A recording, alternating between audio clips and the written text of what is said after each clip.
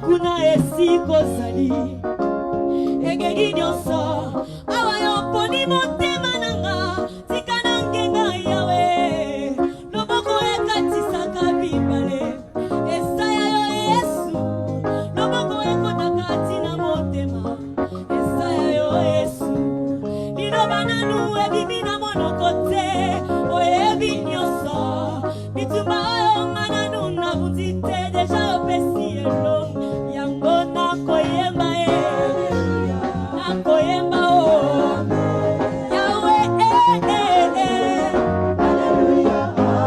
pasi nanga ezosenga na nango Zambe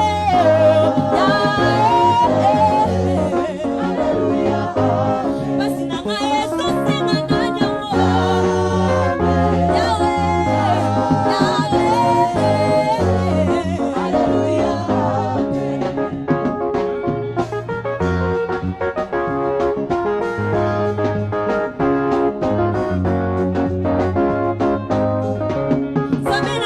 Zambe abokeseni oyebi nyonso obandaka esika moto asukeli po ayemba nsembo esika nazokende deja yo uti kuna obongisi nyonso tube na moto oyo te na nzela natamboli na assurance elenga moseyenga na lokola libende batie na moto basololaki na yawe bongonga moto na memi yo na nzoto nangenga te ndenge nini Alleluia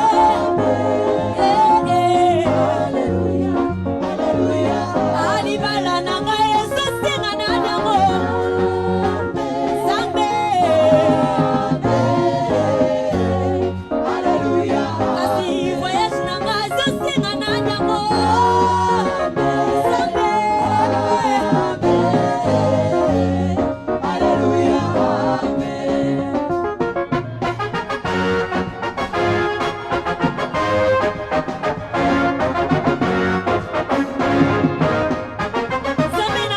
Zambe abokeseni oyebi nyonso ozalaka na posa te babendale lisolo oyeba vi ya moto nani abelela yo asambwa nani aluka yo abunga nani atela yo motema ayoka soni esalema wapi Zambe nanga Zambe abokeseni Zambe ya différence Yesu okeseni Yesu salelanga makambo ya bokeseni ekoma lisola kobeta na kelasi tope na mosala ekoma témoignage abeni nanga bayoka sango fami nanga bayoka sango Zambe nanga azali ya bokeseni etikala sango oh il est vivant Yeshua lokola eza vivant akosala kaka oh azana nyonso Zambe yanga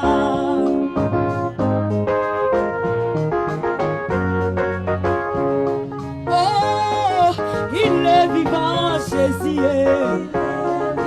oh il est vivant Yeshua ah soki namoni mokolo ya lelo soki namoni mokolo ya lelo abotika ngai na ye asambalamu Alleluia Alleluia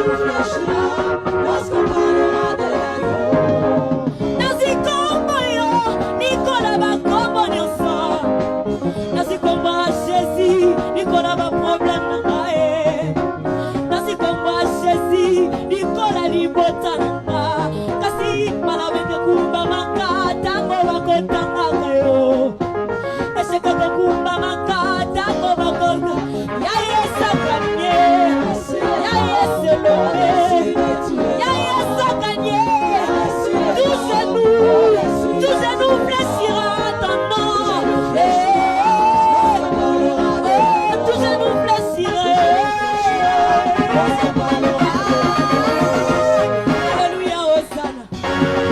Alléluia, Hosanna na Yahweh,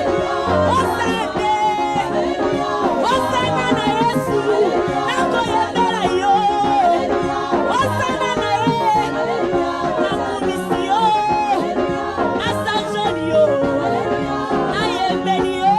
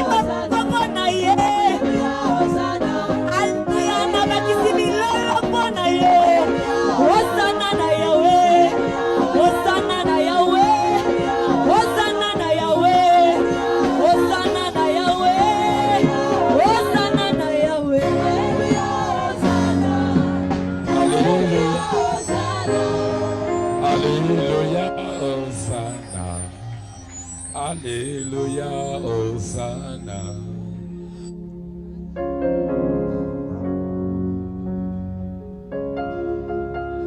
Lève tes mains, commence à l'adorer.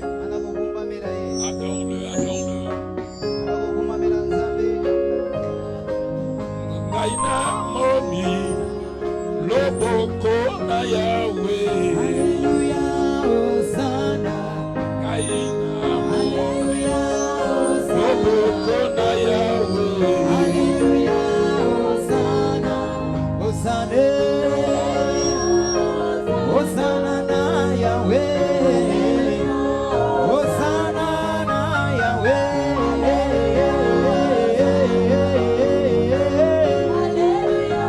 Hosanna na Yahweh. Hosanna na Yahweh. Hosanna na Yahweh. Hosanna na Yahweh. Hosanna na Yahweh. Obonanite Yahweh. Osanjolio na Yahweh. Hosanna na Yahweh. Hosanna na Yahweh. Hosanna na Yahweh. Hosanna na Yahweh. Hosanna, Hosanna, Hosanna. Hosanna na Yahweh. Hosanna na Yahweh. Hosanna na Yahweh. Hosanna, Hosanna, Hosanna. Hosanna, Hosanna, Hosanna na Yahweh. Na Yahweh. Hosanna na Yahweh. Na Yahweh. Seigneur, en ce troisième jour, que tout ce qui est mort en moi soit ressuscité. que tout ce qui est mort dans ma vie, en ce troisième jour, que cela soit ressuscité. Lève ta voix là où tu es. Bandako Sambela. Sambe nyonso kufaki. Makamwe kufaki. Santé kufaki. Mosale kufaki. Lelo. Mouya lisse quoi? Mouya lisse quoi?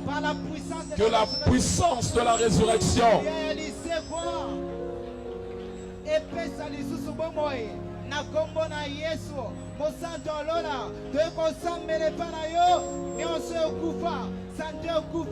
prie là où tu es.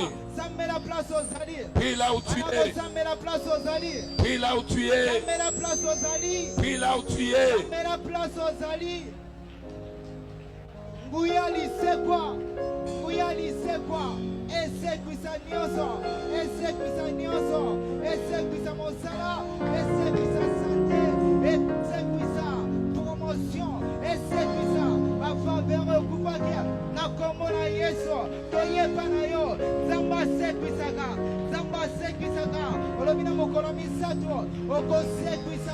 Sambela Kotozali.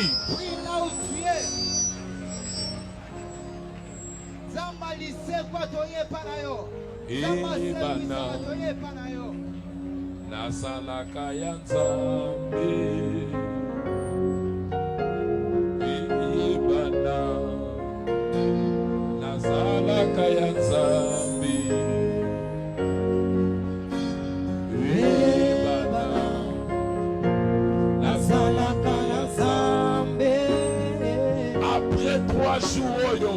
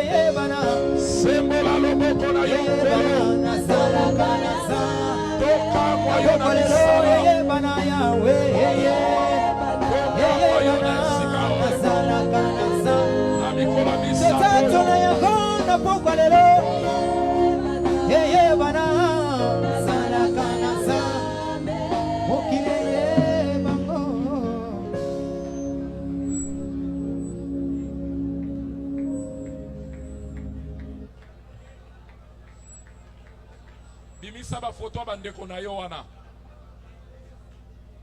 Tombola yango na pokwa lelo. Na kati na yo zo mema makila ya bandeko na yo. Na kati na yo ozo mema ba jeune ya famille na bino. Bon zamba bongo la libota na bino azana besoin 12 personnes te. Na yo mutotele miawa. E kokipo makambo minene banda kokoma. Yango na pokwa lelo. Kaka ndenge yo tele miawa. Lot azalaki na besoin sambela te. Bonde kona ye si abondela ki pona ye. Mais o anzaki ko sala ye kika ko kokisa. O yo Abraham asambela ki pona Lot. Na yebite sika bande kono ba sali. Na yebite sika ni baso se retrouver. Na yebite makamuni ne kangi bango. Mais kaka nengo telemia na pokwa lelo. Na telemisi Nzambe a Bishop David Oyedepo. A telema awa. A kota na famille na yo. Pe abanome mambongo la kombo na Yesu. Lisuma nyonso. Libabe nyonso. Mbasela nyonso. Maloba nyonso mabe. Babuaka likola libota na bino. Babuake pa bandeko na yo. Et pas bandeko na bino. et baba noko na bino esika nyonso ekanga bino eloba na liboto mutu akobala te na liboto mutu akokende liboso te na liboto mutu akotelema te na liboto mutu akomona bolamu te na liboto mutu te akosala oyo ekomema bokeseni na pokwa lelo soki mutu moko aloba po libota na bino ebeba ndoki moko aloba fami mobimba ebebi ndoki moko alobi libala ekangami na pokwa lelo na telemi alokola mwana mosakoli nga mpe na bandi koloba oyo nyonso atelemela fami na yo akanga bana na bino na pokwa lelo lifungwami esalema na kombo na Yesu atelemaki na butu azwi eloko azwi foto azwi elamba azwi suki alobi bana bibiane bakobonga te alobi bana bibiane bakotombola moto te azwi asaki maloba akati mutu asoso asopi makila alobi mutu te na fami akotombola moto na pokwa lelo nga na ye na makila oyo eleki makila nyonso makila ya mwana nzambe na deklare na makila wana bino bofungwami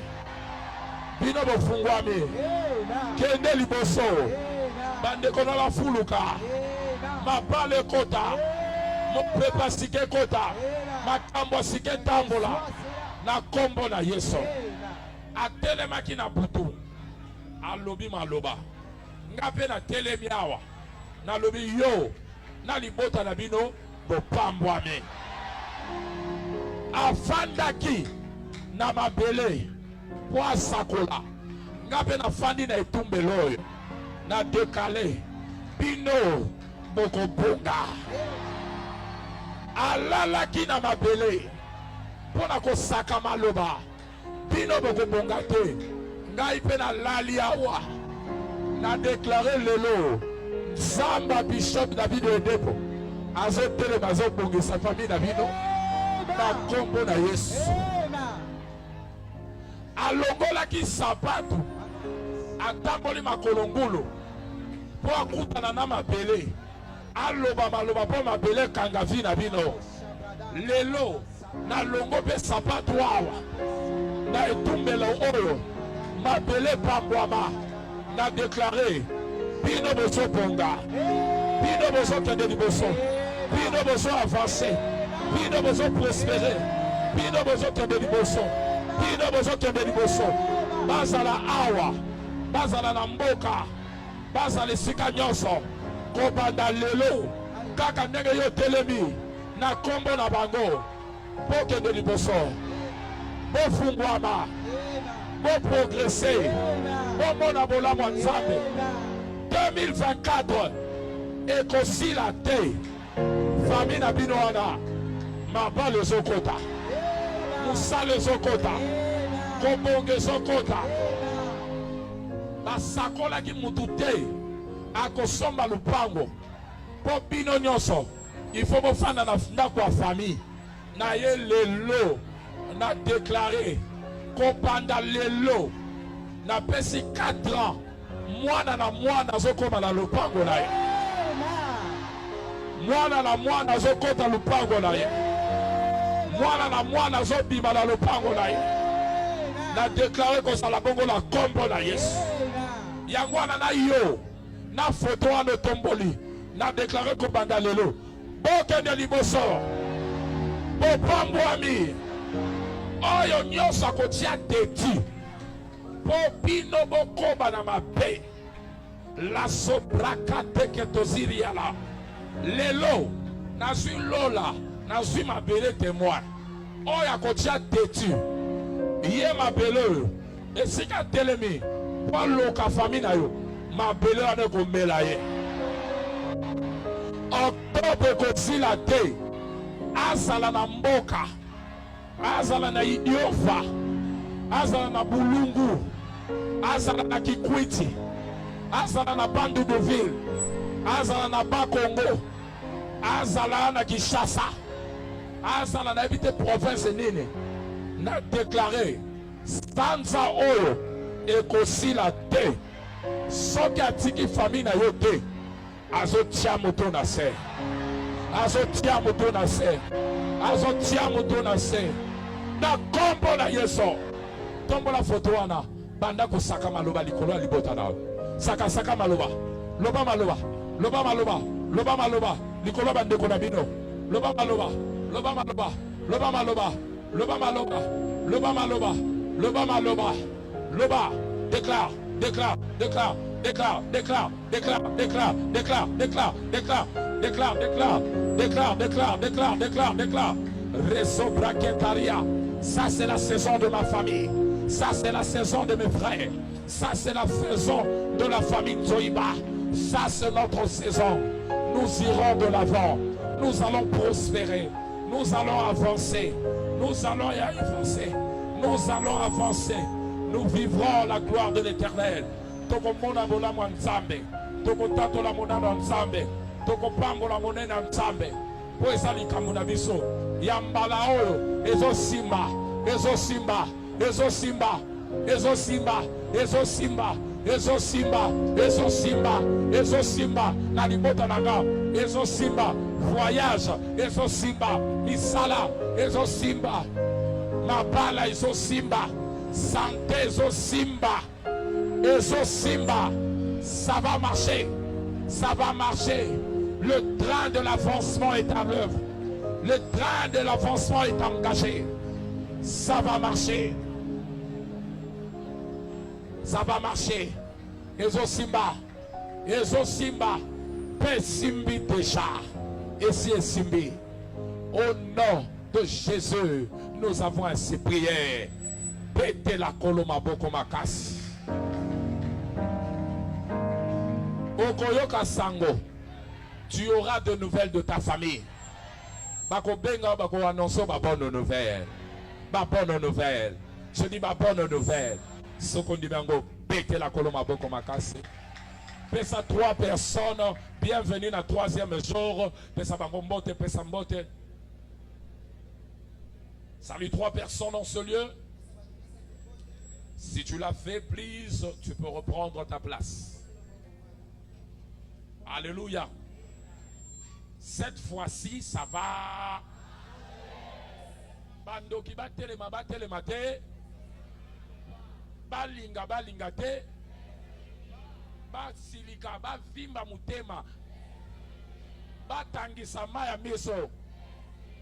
Baluka batelema. Bafanda. Bakima. O balala. Basala nyoso bakolinga. Esi esimbi. Secondi bien le amen. Ils ont manigancé de choses pour que rien ne marche dans ta vie. Ils ont manigancé de choses pour que rien ne marche dans ta vie. Mais cette fois-ci, ça va marcher. Ça va marcher. Et ça marche déjà. Ça ne marche pas parce que nous voulons seulement le dire. Ça marche parce que nous connaissons des choses. Ça va marcher parce qu'il y a des choses qu'on connaîtra. Et on mettra en place des choses qui feront en sorte que les choses puissent marcher. Depuis hier, nous avons commencé à voir des choses qui font marcher les choses. Les clés qui ouvrent des portes pour que nos vies puissent avancer. Nous en avons vu 3. Aujourd'hui, j'en donnerai 4. Disons 3, mais je rappellerai une clé pour nous aider à avancer.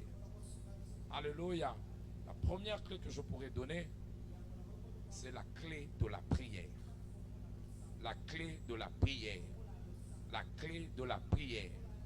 À chaque fois que tu te lèves pour prier, que tu le veuilles ou pas, quelque chose va arriver.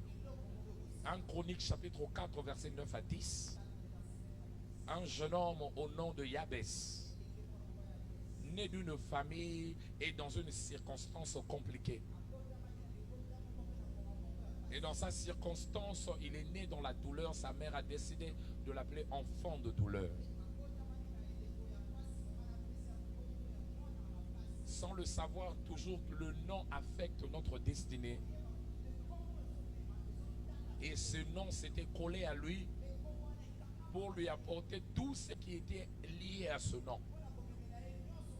Avant de le savoir, l'homme a commencé à vivre la souffrance.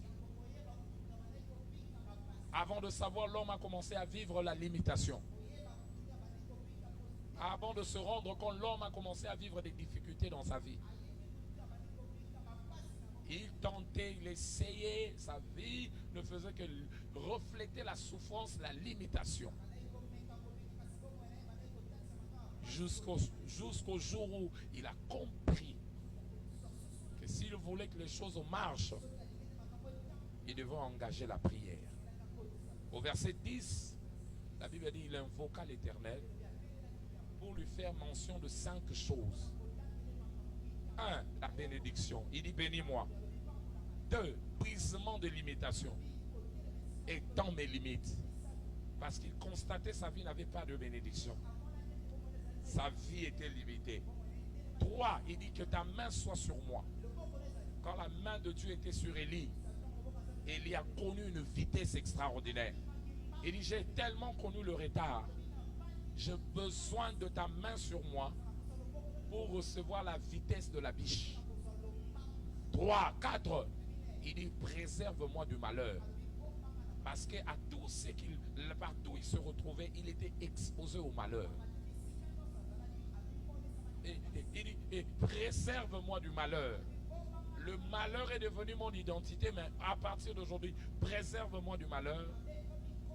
Et la 5e chose, il dit de sorte que je ne sois plus dans la souffrance.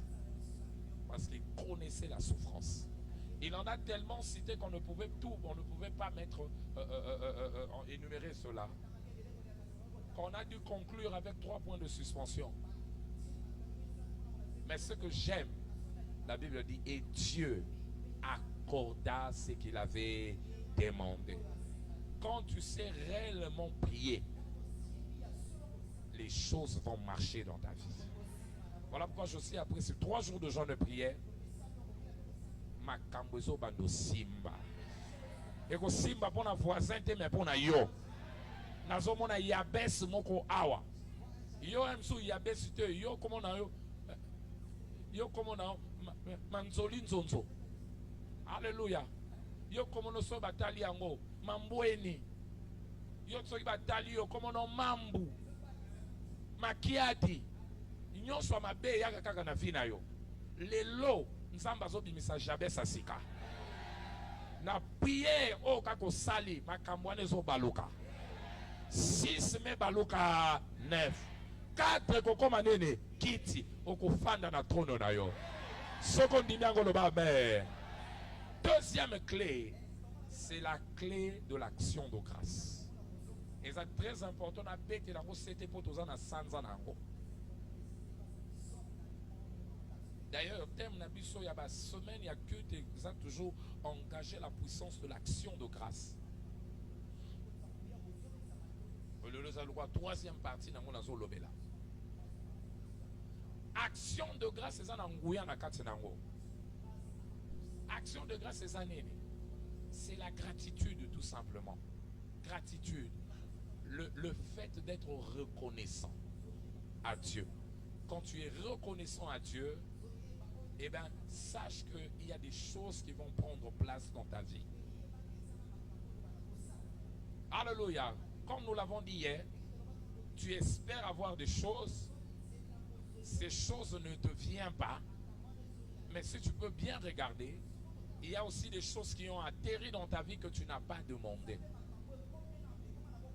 Des choses auxquelles, des bonnes choses auxquelles tu ne t'attendais pas. Au sengite me yé na vie na yo. Eza keste nzamba zo pesa yo. Pour mon attitude na yo. Ton attitude. Eh bien l'attitude qu'il attend de toi avant de faire marcher d'autres choses, c'est l'attitude de la gratitude. L'attitude de la gratitude. C'est pour tout simplement dire la gratitude. Lorsque la gratitude devient notre attitude, ouvrira la voie vers de nouvelles attitudes. Alléluia. Lorsque la gratitude devient notre attitude, avant de savoir, elle ouvrira la voie vers de nouvelles altitudes. Alléluia. C'est ça le secret. À chaque fois que tu choisis, parce que vous savez, tout le monde a l'aptitude de posséder la gratitude. Parce que quand je parle de l'aptitude de la gratitude, aptitude de la gratitude, c'est tout simplement une disposition naturelle d'être reconnaissant. Tout le monde a l'aptitude d'être reconnaissant. Mais Dieu ne voudrait pas seulement que tu t'arrêtes à l'aptitude, mais il voudrait que ta gratitude migre vers l'attitude.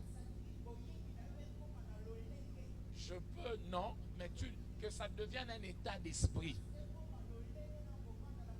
Ma façon de voir les choses, mon état d'esprit, c'est l'état d'esprit de reconnaissance. Ce n'est pas tout le monde qui est appelé seulement à dire merci, mais moi je choisis d'en faire une attitude. La gratitude doit être une attitude à adopter. Et non seulement que ça devienne une manière de voir les choses, une attitude, mais fais aussi de cela une habitude. Alléluia. Une habitude. Alléluia. Une manière de faire au quotidien. Qu'elle quitte seulement d'être une attitude, mais qu'elle devienne une habitude. Que l'action ou de la gratitude ne soit pas seulement une aptitude, mais qu'elle devienne une attitude jusqu'à devenir une habitude.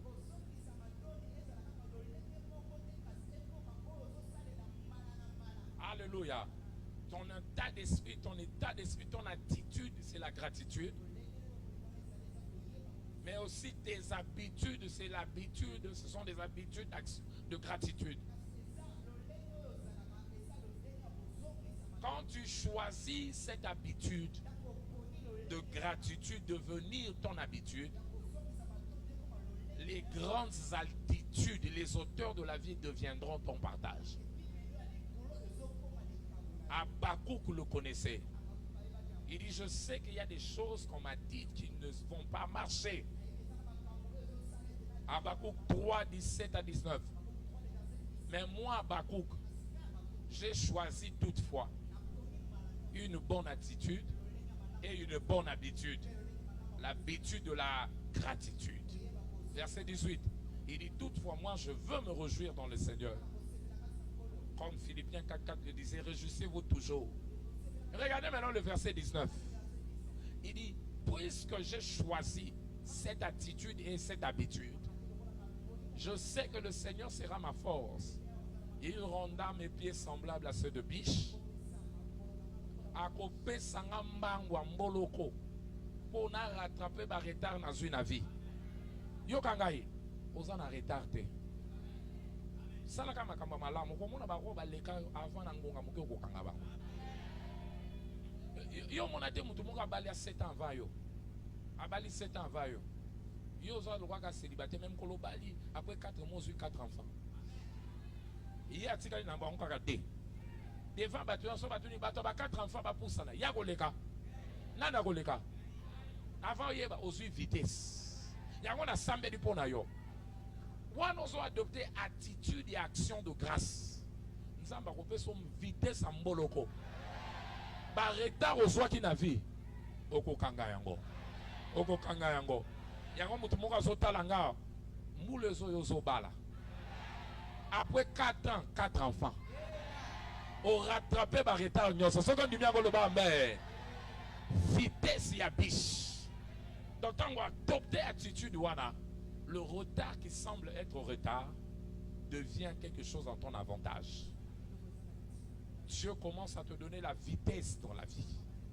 Et il dit, il me fait placer sur les lieux élevés. Altitude élevée. Il y a une commission action de grâce, habitude. Voilà pourquoi notez 3-4 choses rapidement. Se retirer de la gratitude, c'est se retrouver dans la servitude. Se retirer de la gratitude, c'est se retrouver dans la servitude. Alléluia. Mon colonie, se retirer de la gratitude, c'est se retrouver dans la servitude. Qu'est-ce que cela veut dire, pasteur? Et il y a simplement, mon colonie décision retourne dans Zambété, au kokoma moumbo satana. Alléluia. Tu te retrouveras dans la servitude. Jérémie 13, verset 15 à 17. La Bible dit là-bas, il dit, si tu ne prends pas à cœur de rendre gloire à Dieu, les mauvais temps vont arriver. Le ténèbre va t'asservir. Tu seras sous la servitude de ténèbres. Et tu seras réduit en obscurité profonde. Ça, c'est la servitude. Donc, se retirer de la gratitude, c'est se retrouver dans la servitude. Que cela ne soit pas ton partage. Notez encore, lorsque tu bannis la gratitude en toi, ton lendemain sera plein d'incertitude. Lorsque tu bannis la gratitude, ton lendemain sera plein d'incertitude. Lorsque tu bannis la gratitude, ton lendemain sera plein d'incertitude. Il y a le banni, tout simplement. Tango longoli na katino koton nanzambe. Lobi ne komi a keba keba. Parce que koton nanzambe le nom de ko garantir lobi na yo. Mais tango longoli koton nanzambe na vi na yo, lendemain na yo komi na ba incertitude. Lobi ni ne komi na oyebite po muta ko ba de lobi azali susute. Alléluia. Voilà pourquoi lorsque, comme je le dis, tu bannis la gratitude, ton lendemain devient plein d'incertitude. Et comme ça, partage de la compromise. Notez encore ceci qui est très important. Derrière toute solitude réside l'ingratitude. Derrière toute solitude, réside plutôt l'ingratitude. Derrière toute la solitude, derrière la solitude réside l'ingratitude. Et nous le bani, moto ya poni a comme ingrat. A ko se retrouver yemo qu'on a vie. Dans la batu bazo sungayo. Ope sakabango merci te. Lobi ba okima. Nakosi. Yo batu nyonso basunga ka obe banana bango. Et là on y a ngwa malunga pesingai. Obe mbongo ni ncha. $10 nembongo. Na kaisa ko tazo ba 1000 €. Chia. Lobi mukolo ko un problème ko na solitude. Nzambe nde mutazo pambolo bandi dezo beba na nzambe. Obeba ni na batu. Lobi ko za nani. Yango keba ba solitude ya batu ebele sima nango eza na ingratitude. Oh non, ye problème ye mututa zo sungai botala bien ingrat. Parce que mutu azalaka reconnaissant, lobi a ko stimuler batu ba continuer ko sungai. Yango soki omoni mutu aponi nzela ingratitude, en réalité continue ka na nzela ya nene ya solitude. Akosuka ye moko na vie. Mais na sambeli pona yo kosuka yo moko te na vie. Yango yekola ko pesa merci. Pesa nzambe merci. Pesa pe bato merci. Pesa baninga na merci. Bato basunga na vie pesa bango merci. Pesa baboti merci. Pesa patron no merci. Pesa voisin no merci. Tongo nyonso amemako na mutuka po atiko na vie. Oyebi mbongo combien transport azo bateli là. Nazo aibo mutuka ngo mutuka mo mamilinga na kati. Mamilinga na kati zo batelo 5000 francs. Tal voisin le bako za ingraté na vie. Derrière toute ingratitude réside de quoi? Et on s'en partage de notre compromise. Un autre point rapidement. La gratitude ouvre la voie à la mititude. La gratitude ouvre la voie à la mititude et à la plénitude. La gratitude ouvre la voie à la multitude et à la plénitude. Alléluia. La gratitude ouvre la voie à la multitude et à la plénitude. Non, ekofimbi sape kutondisa. Tango poni otonda nzambe, multitude ekoza partage nao. Jérémie 30, 19. Au milieu de la gratitude montera. Moi Dieu, je vais le multiplier. Ils vivront la multitude parce qu'ils ont choisi la gratitude. Alléluia. Ekotondisa yo. Kakate a multiplier. Même yango mon église tozotonda kanzam, yango azotondisa biso. Alléluia. Non seulement que la gratitude amène à la multitude, mais aussi garantit la plénitude. Comment Jésus a nourri 5000 personnes? Comment les pains ont été remplis? C'est grâce à la plénitude, venant de la gratitude. Père, je te dis merci. Jean 6, 11. Mape fuluki, makamwa minene komi. Yama grâce wana. Ya kutondaka toujours nzambe. Avant makamuna yo telema, il reconnaît nzambe pour où ici telema. Pese merci pour na yango. La silisi a na point yo kolobanene. La promptitude dans la gratitude. La promptitude dans la gratitude nous maintiendra toujours dans la plénitude. La promptitude dans la gratitude nous maintiendra toujours dans la plénitude. La promptitude dans la gratitude nous maintiendra toujours dans la plénitude. Et le banane, tango nyonso sui mokano za la rapide. Na kopé sanza me merci. Okotika la kaka na mapambo. Yango na lobi na Malachi 2 verset 1 à 3. Bino ba sacrificateur na ngana pesi bino ndakao. Soki bozui na motema na bino te boya kotonda nga na lombango mapamboli plénitude na bino na kobalola yango na kokweyisa mapamboli na bino na mababe na kobalosa yango na mababe. Alléluia. Donc promptitude na biso vis-à-vis à gratitude yango nde ko maintenir biso na plénitude na biso. Alléluia. Yango wana si ekola ko salela monoko na yo yango nde kotondisa bomoi na yo. Gratitude na monoko na la gratitude dans notre bouche, c'est ce qui va assurer la plénitude dans notre vie. Proverbe 13 le verset 2. Proverbe 13 le verset 2. Là, je l'ai dit, là, il dit par le fruit de la bouche on jouit du bien. Par le fruit de la bouche on jouit du bien.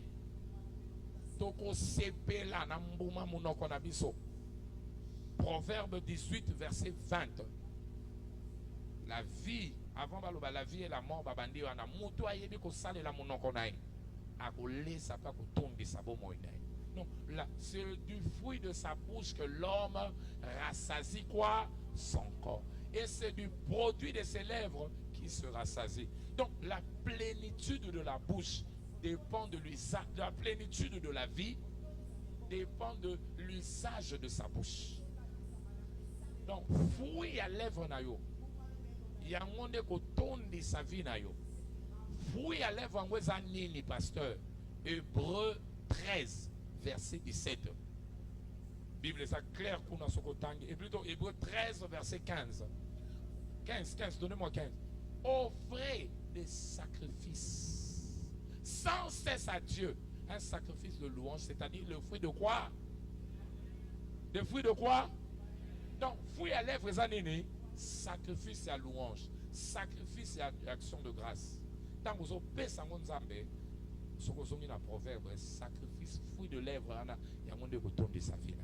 Donc, mon nom qu'on a eu, quand vous avez merci, il y a un monde de ça qui m'a beaucoup na yo, et ça va toujours à botonda. Soit grâce, il y a botonda quand zambe si kanyo sozali. Et ça mystère et ton disaka. Action de grâce et ça mystère à vimba vimba. Amen. Et ton disaka vie.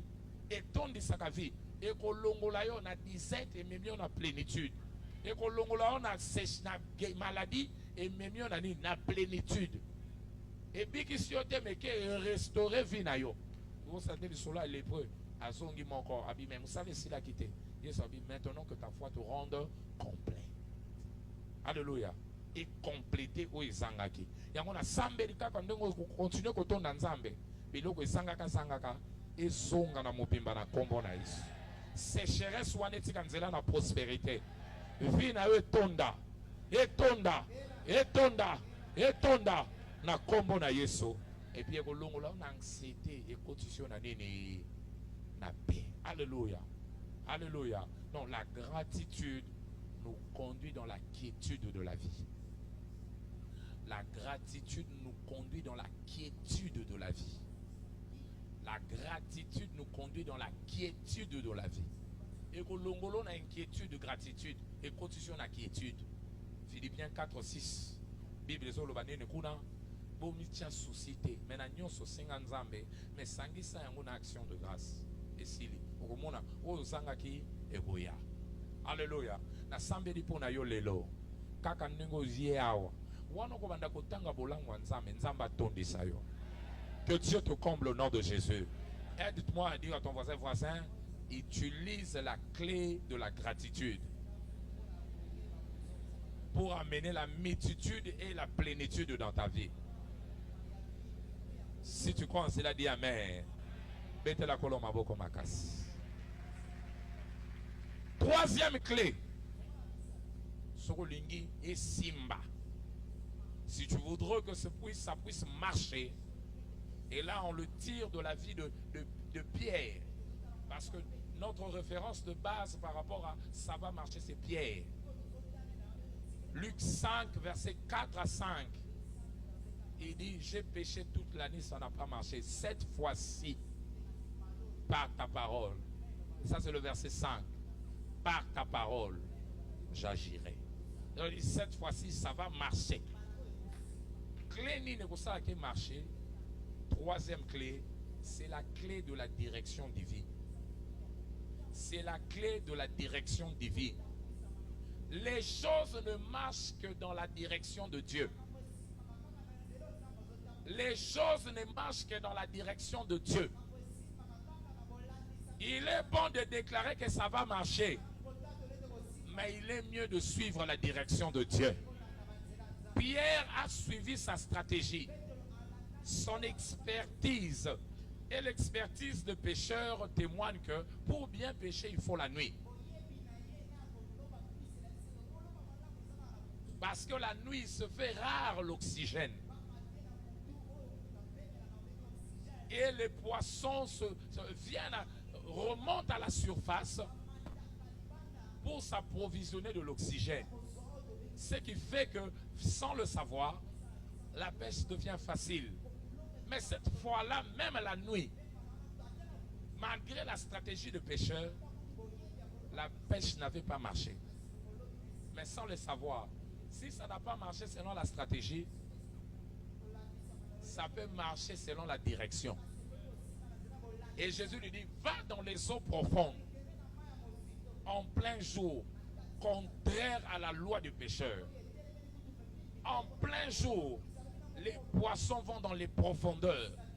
Le filet de Pierre ne pouvait pas atteindre les profondeurs. C'était une direction de Dieu. Et il dit, par ta parole, Nakei. Quand il est parti, c'est dans la profondeur, parce qu'il y avait Dieu, parce que sa parole était sortie, parce que Dieu l'attendait là-bas. Le poisson qui était caché, le poisson a remonté. Ils sont remontés à la surface pour poursuivre le filet de Pierre. Yokangai, tango landi direction Nzambe, makambozo landa, eko landa yo, eko luka yo, eko tambola na yo, na sambe dipo na yo lelo, biloko luka. Luka yo na bango bokoma binemi. Batu muso bazaza inemi ya mbongo. Soki mbongo ya mbongo akimi. Akimi kuna mbongo asongyao. Ye na mbongo puku na nyao. Mena zo sambe la lelo na direction ya Nzambe yango ndeko banda ko luka yo. Bakope ko banda ko luka yo. Musale ko luka yo. Makamu nyoso malamu ko landa yo. Soko ndimi yango loba amen. Tala voisin no ba landa direction ya Nzambe. Deutéronome 28, le verset 1 à 2. Ah, si tu obéis À quoi? À la voix de l'Éternel ton Dieu. Tu te décides d'observer, de mettre en pratique tous ces commandements que je te prescris aujourd'hui. Il te donnera la supériorité sur toutes les nations de la terre. Dans la verset 2. Abi, voici toutes les bénédictions qui se répandront sur toi. Et si comme ça, on a ma version, voici les bénédictions qui vont te poursuivre. Quand tu poursuis la direction de Dieu, les bénédictions ont le droit de te poursuivre. Mais l'autre, aux années la mauvaise adresse. Ceux qui vont niter na l'état, batindio na boma. Yo bité boma na lingi na kombo goma. Bo ana et c'est pesangate ngalingi za la goma. Bo te go. Soko ke goma. Oko lula mboka moko kufa nzala. Pona nini? Salaire no yeba yini kunate. Atokyo que de sala kuna ba komona yote. Po ezesika na yote. Mais attends ye bo ma. Osepele na ngote. Po eza mulunge. Fanda wana. Mbongo na yo ya leta ekokuta yo kuna. Problème abato yango. Ozolanda fraîcheur ya goma. Malili kuna e. Kuna tango ke nzamba zo mono kuna te. Kote zo pesa bato malili yo moto ne kopela moto. Yo vino kopela moto. Bato na malili yo zo mona moto. Mais soko ke boma. Kote nzamba tindi yo. Kote bato bazo lela mutlonge yo ko vivre na kimia. Pose sika nzamba zo zela yo. Tala voisin no tuna oza wapi. Pom na yo olingi ko sala makambo na lwenge ayo moko mingi. O nyonso yela kona muto zo sala. O na oki batu mikolo bazo sani. Bazote batu bazoke lufu na pena kende. Est-ce que nzamba zo mono kuna? Ya yo ko za lufu te ko za la fulu. Po nzamba zo mono kuna te. Sale sika nzamba zo zelo zala e sika lande e kosimba. Alléluia. Tala voisin na tuna oza wapi? Aïe sote naza na église, nazo loba wana te, nazo loba na positionnement spirituel. Nzamba zo mona yo wapi? Et bela bato bozo sala bato ba embouteillage. Au côté sika nzamba zo zelote, oke ko tshela bato embouteillage na musala na bango. Bima zonge sika nzamba zo zelayo. Sala eloko nzamba zo zelo sala. Na sika na nde ko sala nene ekosimba. Na poto na mona bato azo nyokwama. Otalier vraiment bien, yo zonga ka kisasa ti. Zonga ka kisasa. Mwabite ese na kei na tinga makaka ata photo. Tala omoni akangi photo menzale zo kufi na libumu. Bato misu na poto benga boy ko mona na pwani azaka na lupangu te. Aka makasa Facebook encore eza na ngope ya ofele. Na yidi bato bele na ngola batika ba position a bien. Maluka ke poto abandi okemba. Siko soni ndezo buma po azonga. Ezo simba te makanga mikaka te. Eko simba te songe sika nzamba zo zelayo. Yango ala lelo na sambeli kaka ndengo zo sambela. Avant to sisa to kusenga nzambe orienté biso. Na orientation nzambe ko banda sanza oyo makamune zo zonga na nzela. Ozwi mukokoli ya manga soko ko kolona ngona France ekobota te po esalema te pona kuna. Ozwi pe pomme rouge ya oya biso te ya solo. Ozwi yango yelo na awa ekobota te. Soki tembe so ba pomme liaka. Osomba ka libanda. Kende so ba mbuma nango lona soki eboti loba nzamba za nzambe te. Ekobota te. Oyi pona nini? Po eza nkona te me po nkona na ebengami na mabele yo te. Mabele no eza wapi? Mabele no eza wapi? Tuna voisin mabele no eza wapi?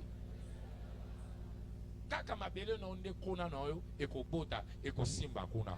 Yango sois grâce en ce 3 jours de renforcement spirituel. Que dis-je? En ce dernier jour, alors que tu vas prier, que les choses marchent en ta faveur. Si tu crois en cela, dis Amen. Et enfin, la dernière clé, c'est que Simba, sois prêt à prendre des risques. Sois prêt à prendre des risques. Sois prêt à prendre des risques. Zala prêt au signer. Alléluia. Comment moi le signo? Makambo Simba kakaka pour na bateau baza bateau le signo. Alléluia. Pierre a signé. Pierre ok wapi? Babité, oh il faut savoir quoi tu as pongi, des autres signes de mon souci, nanda quoi tiki bilo côté alinga meka. Pierre a signé. Ok wapi Pierre abina zoya, n'a que péché. Mais ko simba te Pierre, yo makamni nozo comme il a signé. Tala soko yekoli kozwa risque te. Moi makamuso de simba ezate. Mulo zwa risque. Zwa risque na nzambe. Zwa risque ko banda bomogo. Zwa risque ko banda relation. Zwa risque ya ko soke la classe. Zwa risque. Tala voisin no ba risque. Zwa risque. Problème na onde ba hésitation ze belé yango de makamuzo telema. Ezo telema. Tala mutu nyonso réussi ça na vie. Soko tali vie na eza risque moko azwa. Tango ça prêt to soit risque makamuno moyen kende liboso ezate. Sois prêt à risquer. Sois prêt à quoi? Au sali fiancé na sert à batu 8 ans yango. Yango ni wana. On no comme des doyens ba fiancé. Chef de travaux à fiançailles. Professeur ordinaire ya fiançailles. Après on peut sa témoignage dans l'église. Alléluia. Na tondi nzambe po to sali 10 ans na serre to balanité to za ba fiancé mais nzamba songi biso to kwete soni. Nzamba so se lo wana te. Nzamba so se dondo sanene obala. Yango na soit risque. 2025 nazo bala. 2025 nazo signer. Ata voisin lo ba signer.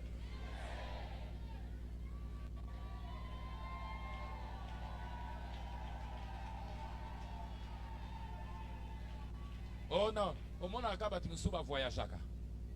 Oh, qui nous a battu, oh, t'as dit, eh, nous avons ambassade à France, à Kolobani. Sois risqué. Que dès qu'on a 5 formulaires, ah, bah, ça, là, ma camondé.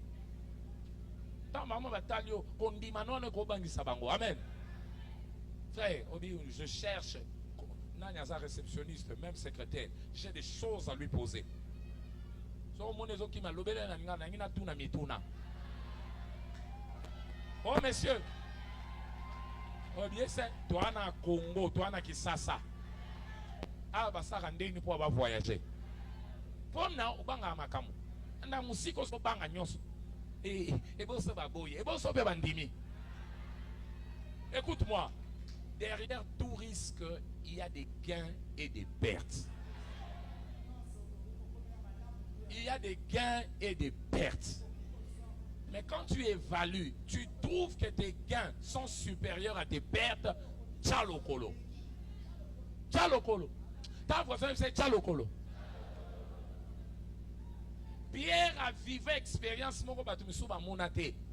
Amoni yesu likolo amaya. Bisoke za yo benganga ya. Yesu abi yaka. Thomas kangia bi Pierre. Kanisa mama na bana.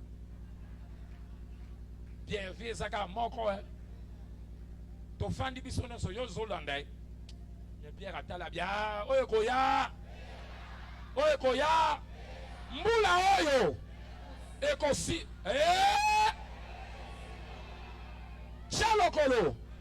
chalokolo bongisa sebe kene na société wana kene kotika senga to kutana na directeur des ressources humaines na ye kotika dossier na ngai yo nani lobanga mwana nzambe oyeba ni nana naeba na patron ba patron atala bi wa uti wapi ndebo yeko sa nene sois grâce ya kozwa courage na kombo na Yesu molimo nyoso ko banga molimo nyoso na intimidation molimo nyo omoni vie za moto banga na biso non na bani yango lelo la kombo na Yesu yamba courage yamba kinzunzo yamba courage et cela au nom de Jésus.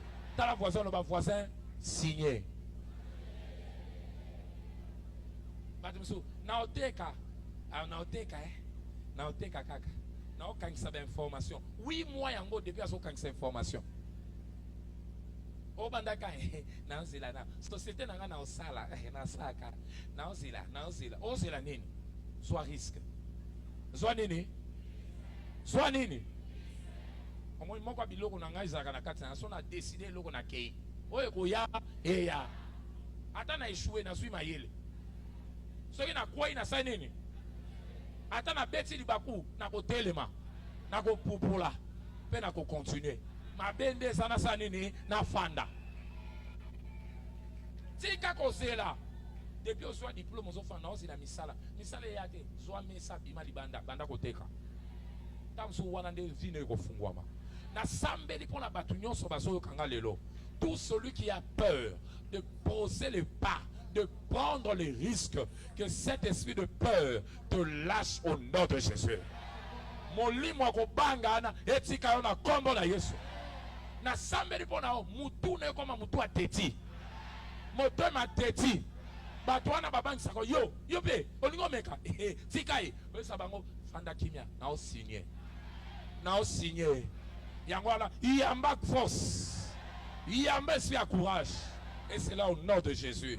Donc tant au sangisi prière, action de grâce, au sangisi direction en Zambé, au bâtisse yango courage, ba mata, ba simba, eko simba. Que Dieu vous bénisse. Bête la colombe boko makas. Kiti sa mutu no koto sali. Na lingyo banda ko pesa Nzambe merci soka lobelio. Pesa merci. Pesa merci. Pesa merci. Pesa merci. Pesa merci. Soka lobelio pesa merci. Pesa merci. Pesa merci. Dis merci au Seigneur. S'il t'a parlé, dis-lui merci. S'il t'a parlé, dis-lui merci. S'il t'a parlé en ce lieu, dis-lui merci. Nous te disons merci, Seigneur. Nous te redisons merci, au Père. Nous te disons merci. Nous te disons merci. Merci pour la grâce. Demande-lui, oriente-moi. Oriente-moi, oriente-moi. L'accent à direction d'ailleurs. Pesangaï, l'accent à la direction d'ailleurs. Oriente-moi, Seigneur. Oriente-moi, Seigneur. Oriente-moi, Seigneur. Naba projet nanga, oriente-moi. Laki sangaï. Montre-moi là où tu veux que je sois. Là où tu veux que je me tienne. Oriente-moi, Seigneur. Oriente-moi, oh Dieu. Oriente-moi. Oriente-moi. Oriente-moi. Oriente-moi. Oriente-moi. Oriente-moi. Oriente-moi par rapport à ce projet. Par rapport à cette relation. Par rapport à ces choses. Et maintenant, pendant soit décision. N'a su décision. N'a signé. N'a signé. N'a signé Bombongo. N'a signé voyage. N'a signé Macambo. N'a signé. Seigneur, donne-moi la force. De risquer, de prendre des risques, de prendre des risques, de prendre des risques, de prendre des risques, de prendre des risques. Je reçois la force, je reçois la force, je reçois la force, je reçois la force, je reçois la force, je reçois la force, reçois la force, reçois le courage. Yambalo ezo simba, ezo simba, ezo simba pour nanga, ezo simba pour la famille nanga, ezo simba pour la bandeko nanga, ezo simba. Je n'aurais plus peur. Yahweh nanga, yenda mosungi nangai. Nazo signé, nazo signé, nazo signé, nazo signé. Au nom de Jésus, nous avons ainsi prié. Que tu le veuilles pas, ça va marcher. L'un des grands risques à prendre dans la vie, c'est le risque de suivre Jésus. Les gens vont se moquer de toi parce que tu as pris la décision de tout abandonner. Suivre Jésus va entraîner à ce que tu abandonnes beaucoup de choses. Mais lorsque tu abandonneras, il te garantira un lendemain meilleur. Tu es là. Tout ce qui te manque jusqu'à présent, c'est de prendre le risque de dire oui à Jésus. C'est de prendre le risque de dire je veux suivre Jésus. On lit mon hésitation. Les le faut il pose une décision. Il y a que soutien à souka. Et ça n'a pas risque. Au perdre, oui, au perdre. Papa n'a aucun dé. Mbongo n'a aucun dé. Occasion n'a aucun dé. Mais oh, il soit bombé et l'équipe au perdre. Yango yoki mongongo na ngolunge ba passer na ninga zo risque na lelo. Na yoka ka batu soni pona telema. Na pesa vi na ngepa Yesu. Lelo na zo zo courage wana. Sambela pona nga. Oui, nangi na sambela pona. So ke zo ya eza yo. Olingo bongsanzela no na Yesu tombola loboko na yo. Tombola loboko na yo. Tombola loboko no soko sawana. Oza libanda partout sali tombola na zo mona ngote balcon partout sali. So ke za yo telema. Telema na sambela pona yo. Telema na sambela pona yo. Est-ce que batu boye basali? Basali, batelemi, botindi kabango baya, kota la kati ya tonga, na sambela pona yo, pona makambo esika, betela kolo maboko, tu es dehors, olingo pesa vine pa Yesu, yaka mbangu, yaka,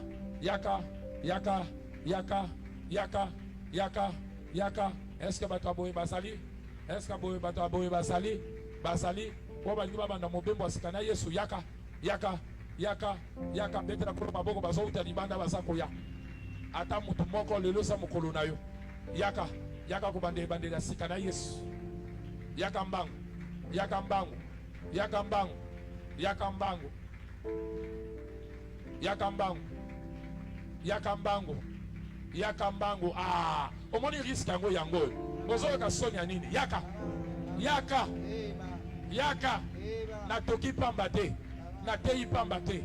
Lelo il faut makambo changer na vie na yo. Lelo il faut makambo sike banda. Betela kolo maboko basako ya. Basako ya. Basako ya. Basako ya. Basako ya. Pona ko gagner temps yo mto tikali okosambela pona mesa elamu lelo. Ozobondela nkolo kaka ndenge nazolia mesa elamu oyo. Nazozwa makasi ya ko risquer. Yesu azoki risque ko yana mokili. Pe akopesa vie ne pas ko bonza bomo ine pona biso. Lelo efuti biso. Nazozwa risque wana nzambe. Esprit ya risque wana na kombo na Yesu. Ah, officier bazo bongama yo mto tikali sambela pona yango.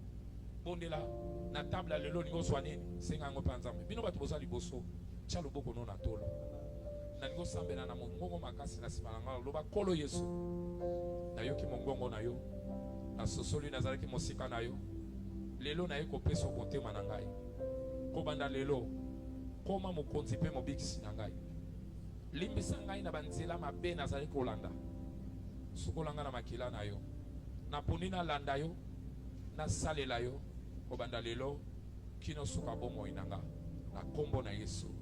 Amen. Samba pambolo s'il vous plaît. Bolanda ba conseiller na biso balingi ba pesa bino makambi balé tali biso bongo kosonga. Tellement koto sali. Kolo na kombo na